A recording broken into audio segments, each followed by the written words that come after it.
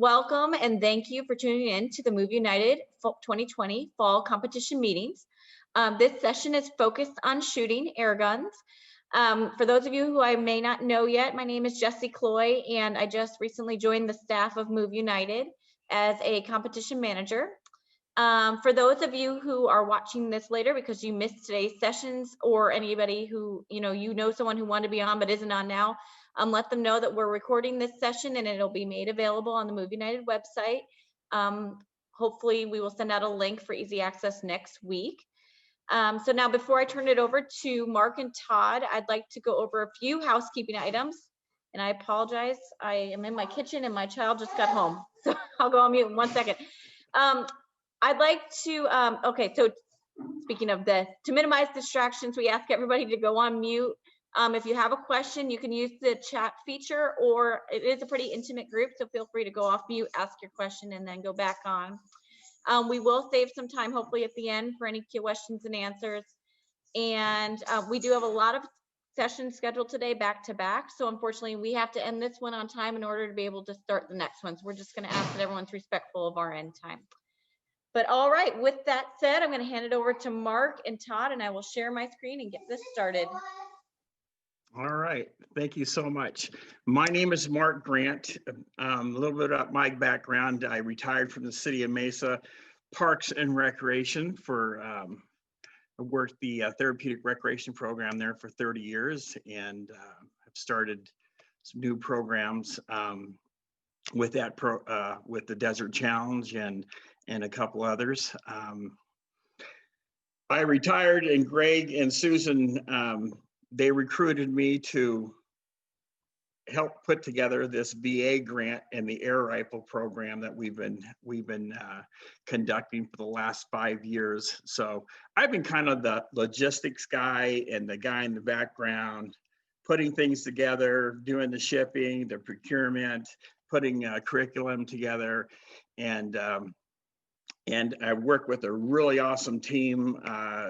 Todd Benson, he's with Major Colonel Todd Benson, and Roger Sack, who's also on the call. He's with the PVA down in Central Florida, and Tim Baumgarten, who's retired Game and Fish, and his brother Greg. A lot of you know Greg Baumgarten, who was my counterpart here in Mesa. He worked with the schools, and I worked with the Parks and Recreation to make things happen. So they asked me to put together a presentation for this conference virtually, and I think we're there. We're ready to go. We're ready to move forward, Move United with the Airgun program. You know, we've been offering competitions and offering clinics and workshops and whatnot, but we really hadn't put together the standards and what it takes to prepare yourself for the next level of competition. So, so hopefully, you know, I can answer some of your questions. If not, we have some experts on this call with Todd and Roger, and so let's move forward to the agenda. Again, welcome, and the rules updates. You can, if you want to move to the next slide, this is basically the rule updates through USA Shooting and International Sports Federation, the ISSF. This is where all the rules can be found. Go onto that website, and each one of those are links to specific areas of that you'd be interested in finding up updates and whatnot. And Todd, jump in here anytime. Roger, anytime. If you guys have anything to add to that, that would be great. Next slide. Competition quick tips. This is kind of something we've been bouncing back and forth, different levels between the group here, and this is what we've come up with. We'd love to have any feedback from the folks out in the field, but Um, Todd, you've seen this. Would you like to go over this? Sure. Let me just get a little bit bigger on the screen here. Um, this is you're on the sanctioning slide, right? Yes. Uh-huh. Thanks, Mark. So I think the goal here is really to kind of set us up for success when it comes to a junior national program, and what are the building blocks to get you there. So this really kind of defines what different levels of competition, and the goal is that you can do it with a minimal level of structure all the way up to an extremely structured program, and it gives a good variety for everybody's programs around the country and the world for that matter. And it has a pretty liberal point system that allows folks to qualify for regional and junior nationals. And I think one of the benefits behind that is that often at the beginning, when we first started this program, we were getting a lot of athletes, and a majority of them didn't have any experience. And so in order to increase the number of athletes we have, and plus we only have so much equipment, we want to have some sort of program that's building it up so the athletes have the best chance for successful competition and get some good wins and victories. So you'll see there's different levels. One of them is really at the recreational level, and those qualification pieces are quite liberal to get to the next level. And then you continue to move up, and you can see what it takes to qualify for regionals. Really, I think, and Jess can back me up on this one, we really had a good conversation and a healthy discussion about what it would take to get into junior nationals. And based on the capacity of coaches as well as equipment and range time, we couldn't have 50 or 60 athletes. So we had to find some way to provide folks that knew how to basically handle the equipment, potentially bring their own. If not, we could supply some, and then like I said, have some with a little experience so they can have a successful competition. Back over to you, Mark. All right. And okay, so right below that is general information and history, the rules and regulations. The shooting competitions are sanctioned by the Move United and are conducted in accordance with the World Para Shooting Sports, except those that are clearly outlined in the Move United shooting rule book found on the website. Right now, we only provide competition in the 10-meter, but I know in the Paralympics, they also provide the 25 and the 50-meter, but right now we're just doing the 10. If you can go to the next slide. And then here are the shooting positions. And Roger Sack, he is on the call here. Would you like to touch on this, Roger? Oh, see, air pistol is fairly simple. It's still a 10-meter distance, shooting with one hand. And at that range, targets are a little bit bigger, again, following ISSF guidelines and rules. And also it's one that is fairly easy to do, but it takes a little more supervision. Training as well. 10-meter prone, you have to, you're shooting from a table, supported, where you have the ability to support both elbows on a table, be able to support your rifle. For those that you see the SH1 and SH2, we're going to talk a little bit about classification pieces, and those are two different classes, but there's an SH3. SH1, is an individual who has full control. They can, stabilize the rifle, load the rifle, do everything for themselves. SH2 uses adaptive equipment of some source or in order to shoot safely and be equivalent to an SH1. SH3 being a visually impaired individual. And so they all have the ability to be able to shoot competitively together, but also separate classes. So it's really a unique experience to see all three put into on a range at one time. and watch them experience something for the first time, especially for juniors and adults, just to see that transition take place and finding something they can do. The air rifle standing is an offhand position where the rifle is supported by you and you alone, no table involved. And you're both elements are still shooting at 10 meters. You want to switch slides, sir, please? Thank you. And you know, tables have certain constructions, but those are also listed in the ISSF guidelines as far as equipment at USA Shooting. You know, and Mark, I'll turn it over to you, see where you want to go.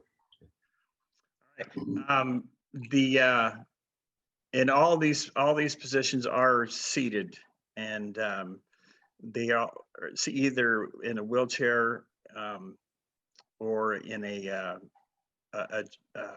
another type of chair that they'll be using on the firing line. Competition description. You know, there's I've seen a few different type of competitions. One would be with the 40 shot with the elimination round, and then I've also seen a competition that basically was scored off just the Orion system with just a 40 shot, and they took the top scores from that. So this is what we've been doing for the past couple of years with junior nationals is a 40 shot competition, and they would go into an elimination round, and they would shoot I believe it was 2 rounds of 3 shot, 2.5 minutes, and then from there they would start eliminating the lowest score. And you know, that really builds up excitement, and it's a lot of fun to watch these kids and young adults under pressure like that, because it's pretty amazing. Go ahead and go to the next slide.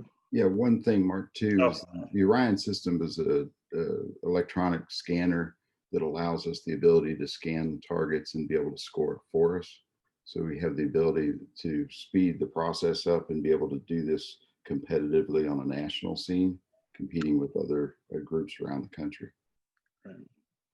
Yeah, we've got quite a few programs around the country that have an Orion system and are able to compete amongst each other throughout the year. All right, equipment. Todd, you want to hit on equipment? Yes, I sure can. So they're really, for the most part, we're using the air rifle and air pistols, and those are using compressed air. So think of a scuba tank and what the air would come out of that. We will hook air cylinders up for both the rifle and the pistol to the scuba tanks and get a pressure off that. And then that shoots what you may remember as a child, not the BBs, but actual pellets that come out. And they still move pretty quick, but we're able to do that versus using a traditional bullet, which would require a little bit more safety awareness, as well as a little more difficulty when it comes to range qualifications from a venue standpoint. So air rifle and air pistol are recognized internationally, and they're easy to travel with, and they give us a good opportunity to shoot on a target. So that being said, if people have trouble with dexterity able to load, we're able to provide loaders. And often in the competition, we'll try to match up a coach for every couple shooters to make sure that they are comfortable in how they're shooting. But these equipment can range anywhere from hundreds of dollars to multiple thousands of dollars. But I think for those starting out, there's pretty reasonable opportunities for equipment that's at a good price. And of course, reach out to us if you need some connections or advice on that piece. Back over to you, Mark. Okay. All right. Next slide. All right, classifications.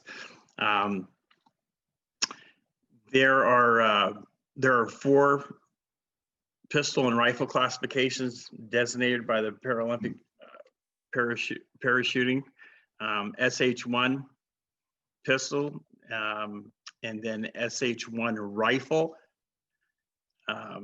There's the descriptions right there.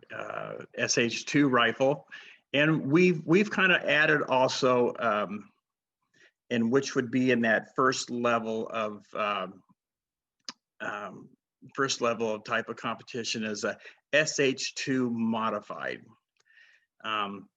Some of you folks that have a program that's year round, that I know a lot of you are games directors and whatnot, but some of the programs also that are on this call have programs that are year round, and you have that kid that comes through the door that does not meet the criteria of some of any of these classifications. And so as rec therapists and professionals, we always come up with, it's awesome. We went to some of these programs like in Boston and whatnot, and they have therapists and rec therapists. They get together and they come up with anything and everything to make sure these guys have a good time and are able to shoot. So we've come up with the SH2 version, which is a modified, and they can shoot off a sandbag, they can shoot off a deer stand, they can do whatever they need to do to compete with their buddies there on the firing line. SH3 is for visually impaired. That is one that is really picking up steam. We have a lot of people now that have been connecting with us that want to shoot that are visually impaired. We have a couple different pieces of equipment for that. One is the Echo Ames, which is a system that slides on the rifle and is a laser that points down range and picks up the object down range and makes high tone pitches where the shooter, the visually impaired shooter, can hone in on those tones and the target and make a shot off of that. And then also the SCAT system. The Echo Aim system, right now I'm working on trying to find a distributor here in the United States. It's from Finland, and you know, there's always, you know, foreign fees and stuff like that associated with that item, but they're not cheap. They're about $2,400 a piece. We do have a couple of them in our inventory that we've checked out the programs, and we've taken to some of our workshops and did some demonstrations with them. But the visually impaired folks really enjoyed using that piece of equipment. Mark, do you mind if I jump in real quick on the classifications? Right there. As Mark's alluding to, really our ability to be flexible is the key, because unless we send them through extensive qualifications or putting them in the right category, it can be pretty difficult. So just use your best judgment. And I would say the goal is to get the athlete in the most able category possible. And this really, some of the descriptions that are used by the U.S. Paralympic Committee are very limited to certain injuries, especially from an limb impairment or amputation discussion. But there's also other pieces such as core body strength and paralysis that will put you in different levels of classifications. So don't let this bind what you're doing. Use your best judgment. I think you'll find most judges and referees are pretty amiable as long as you're trying to put them in the most able-bodied category. We've had amputees with prosthetics be able to shoot with a sling, when traditionally they're authorized to use a stand and no sling. And the athletes actually shoot better in the more able-bodied category, and they want to compete along with everybody else. So a lot of flexibility and scalability here. And it's, as Mark mentioned, we've seen people use everything from duct tape to boards to, I think Roger's got a good device that helps people articulate the trigger by using their mouth to breathe through a tube, and a lot of great things out there for our athletes today.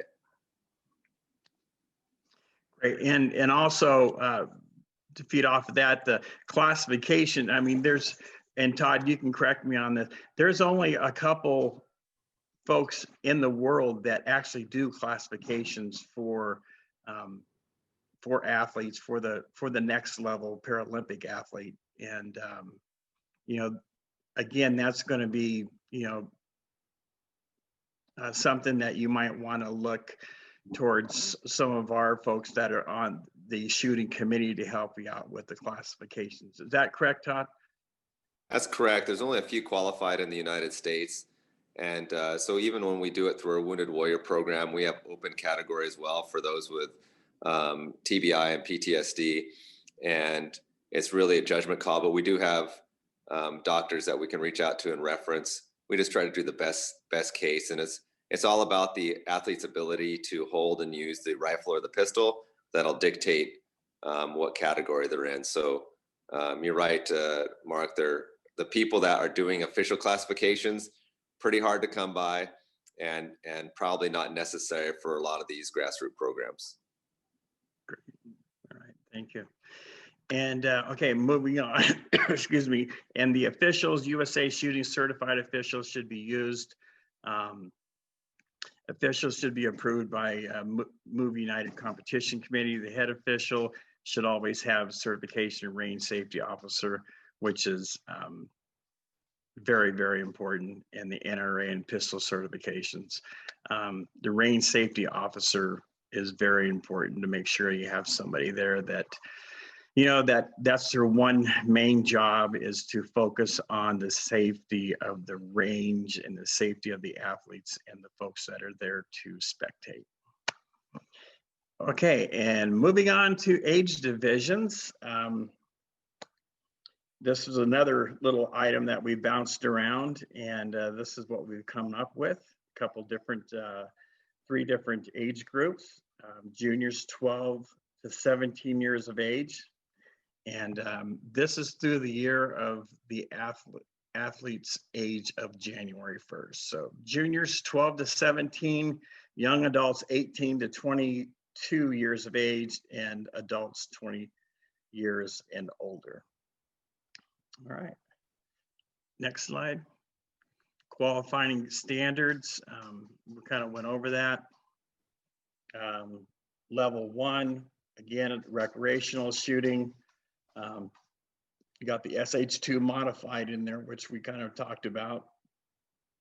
And then the level 2, requiring regional events, requiring no qualifying scores to compete. That's the real biggie to that. And then level 3 would be shooting competitions, junior national sanctioned, virtual matches, a minimum of qualifying score of 200 points for open SH1 and SH2 divisions, and then SH3 100 points. And Todd, when we came up with that, was that a 40 shot? That's correct. We probably have to make sure that it's consistent on the number of shots, because you know, a 200 out of 200 is hard to achieve, and a 200 out of 300 is different. But I believe this was a 40 shot number, which is pretty doable if your athletes have trained for more than a couple sessions. I think that it's possible in competition that most everybody can meet these scores. Okay. All right. And then records and results. Now, this is something that Tim put together. This is off the World Para website. We have not initiated this yet. We need to probably put a little more description to it for the folks and post this on the website. But the national ranking and sanctioning levels, you know, with this whole new sanctioning, we need to start coming up with a system that we can record the records and results. And so this is what we're looking towards. You know, the ranking system will determine the best performing athletes per event per season based on a point system. And if you go to the next slide, that's going to show you the different levels that we talked about, and then the point systems on the right-hand side. It is a little confusing. It still is to me, because I'm not, I haven't gone through this before, but Todd, have you, in all your coaching experience, and Roger, have you guys done a point system before at the high school level with your kid? That's mainly for them. It depends whether it's NRA or other competitions. They have certain things like CMP, Civilian Marksmanship Program. They'll have things throughout your years where you can become a distinguished shooter, and you get so many points. They call them EIC points per match. So if you get like a first, second, third, or fourth, you might get 1 or 2 points. And then if you get, 60 throughout your high school career, you can get a distinguished thing at the end. So it's very moldable. It's very shapeable for whatever you want to do. I don't know if you have any other experience, Roger. It's been a long time, but the NRA had its point, or not really a point program, but ribbon and award program for each level that they competed. So they could win ribbons and medals based upon their each competition. So it's always something that can be adapted for where we're going. Yeah, that's a good point, Roger. A lot of times we're taking new athletes through, we're running through the NRA marksmanship qualification program, and you can get them all the way up from marksman to expert to a distinguished expert. And that's with air rifle and air pistol, and there's medals and things. So it's a pretty good motivational opportunity that you could do in parallel, but that's a similar type of structure that you see here. It's a great affirmation tool. Great. All right, next. Any other questions on this? Last year in the fall, I worked with Zachary with the Orion scoring system, and we set up a league, and we kicked it off, and then COVID hit, of course. So this is something that we plan on doing again, starting the first of the year. As you can see down there in the left-hand corner, Adaptive Sports USA, that was the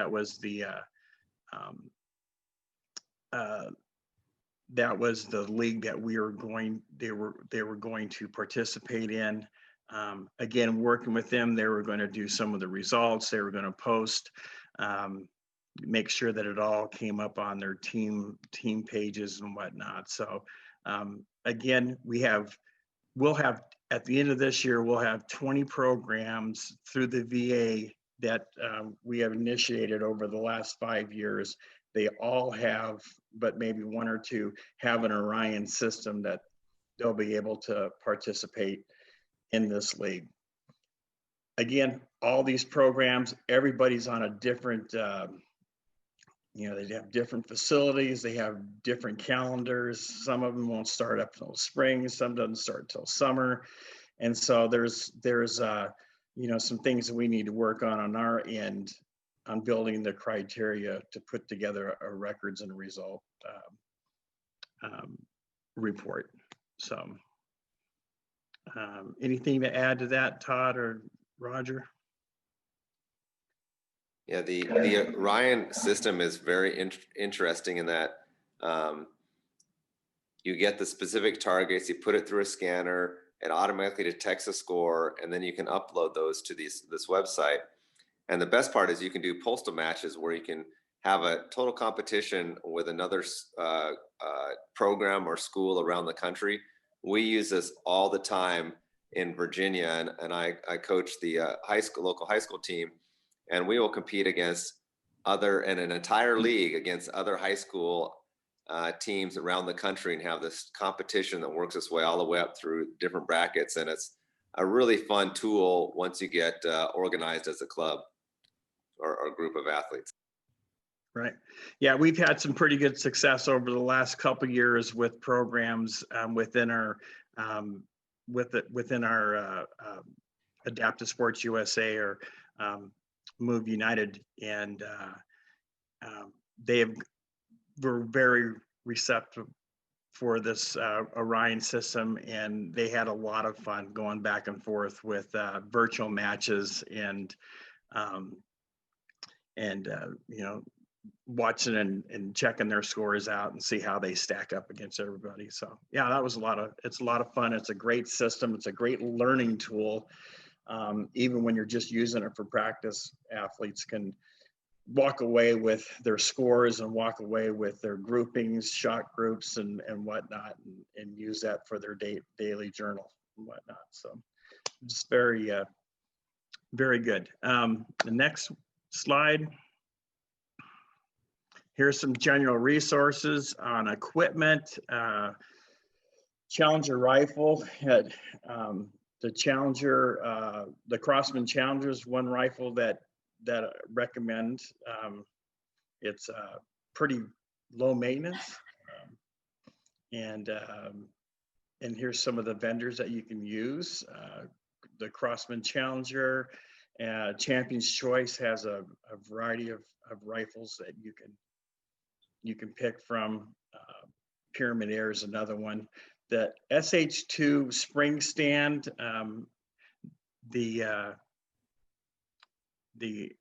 Arwit is the company that builds that stand. I think they're a fabricating company. But anyway, they make stand. They're about $215 a piece. Or no, excuse me, $115 a piece. And meet all the Paralympic standards to that. So next slide.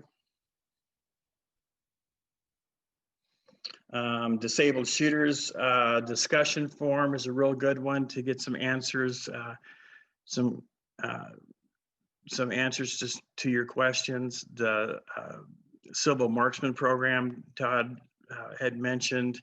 There's if you're going to want to go electronic, that's a good resource there. I'm sure there's a couple more of them out there.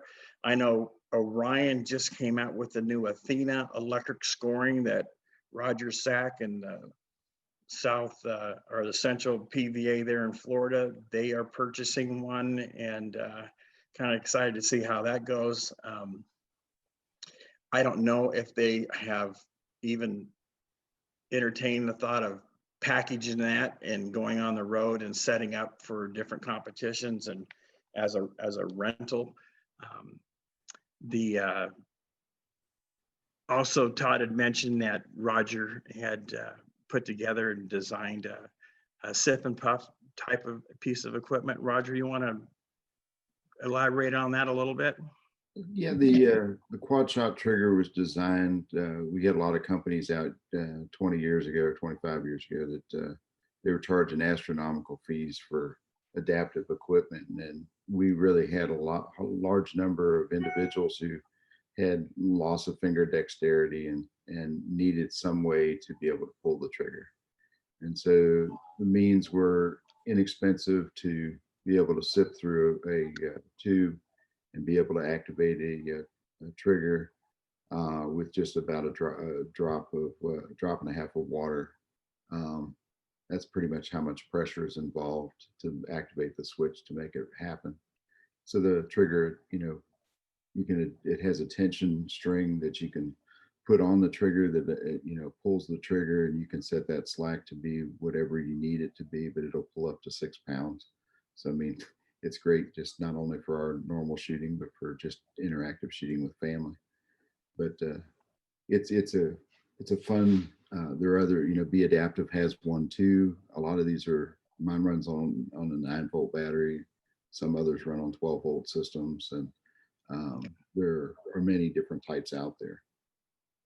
All right, thank you. Yeah, we have a few more minutes left, and then I just want to hit Be Adaptive. That's a commercially made one. The one that Roger's talking about, you can buy all the parts on eBay and put it together for about 28 bucks, and it worked great. Again, the last resource down there is John Arvino with the Airgun coordinator with the PVA. He does an awesome job in helping coordinate the Veterans Games, and has really helped us out throughout the year by his Zoom meetings that he put together. A lot of our veterans enjoyed that. And one next slide real quick. NRA shooting, World Parachuting, USA shooting. Here's some more websites for you for resources. And one more. And then there's your contacts. Here's a variety of different programs that we have throughout the country. You can see that you could set up a range anywhere from a gym to a classroom to inside a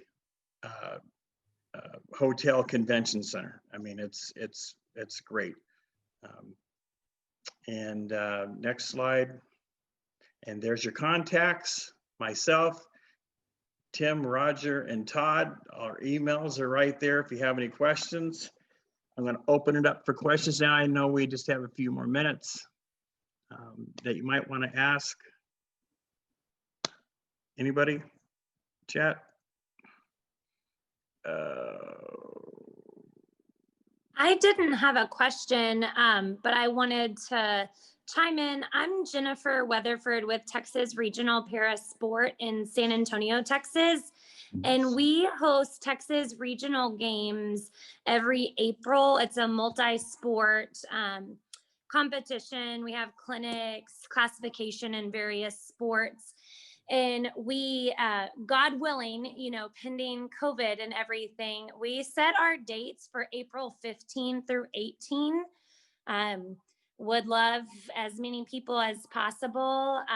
We typically work with Chance with CMP. We've done a variety of things, but we do the electronic scoring system. We run 40 record shots in 60 minutes. And then we also have advanced rounds for those trying to hit the Paralympic standards or VMAA standards. So would love y'all's expertise and just if you have athletes or anyone trying to hit standards. Again, that's Texas Regional Games, April 15 through 18.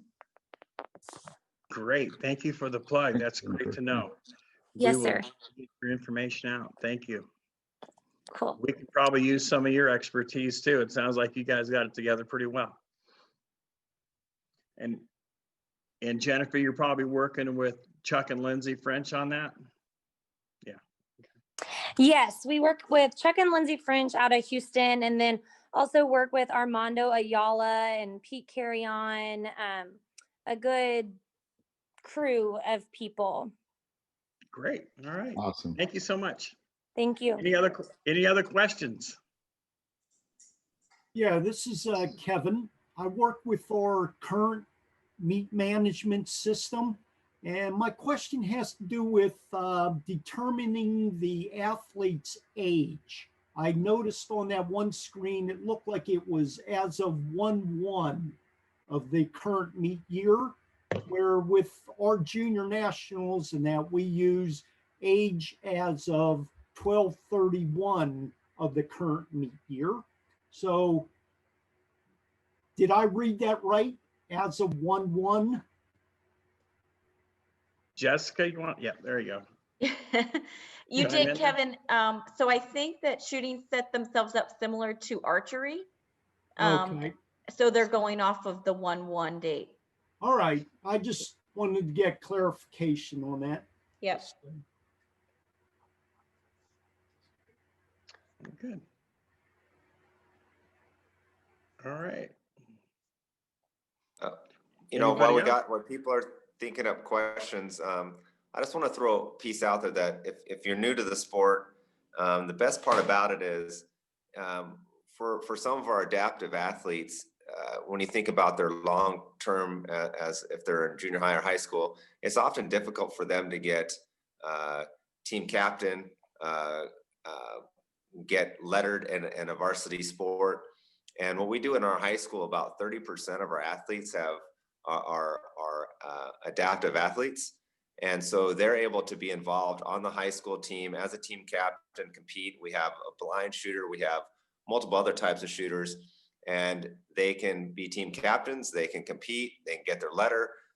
They can go off to college programs, all those type of things. So the beauty of the sport is not only is it a lifetime sport, but it really normalizes the athletes to any other piece, and they're extremely competitive.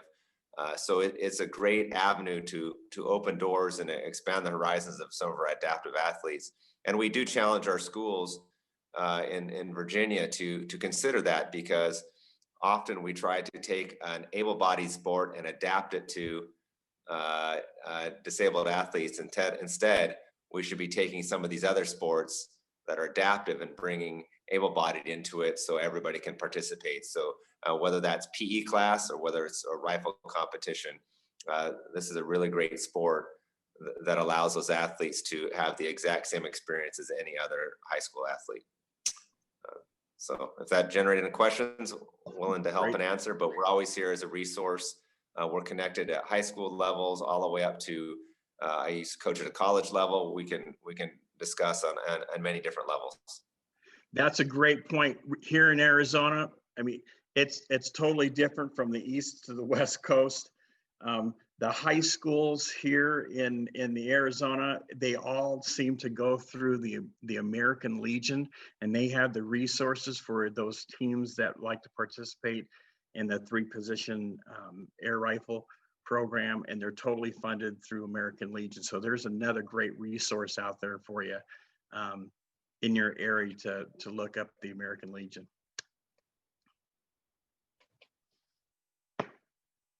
All right. I think that's it. Yeah. So if we have no other questions, thank you very much, Mark and Roger and Todd, for leading us today. I think hopefully, well, I know some of you guys are experts, but I am not. So I think I learned a lot today. And I'm excited that this sport is growing within the Move United community and at junior nationals. We're seeing a lot of kids who are really interested in it. So it's exciting. So thank you guys for joining us, and we hope you can stick around if you're interested. We have swimming, powerlifting, and archery this afternoon after a little bit of a break. And if not, everyone have a great day, and we'll see you soon, hopefully. Thank you. Bye. Thank you. Todd, Roger, thank you. Appreciate Thanks, it. guys.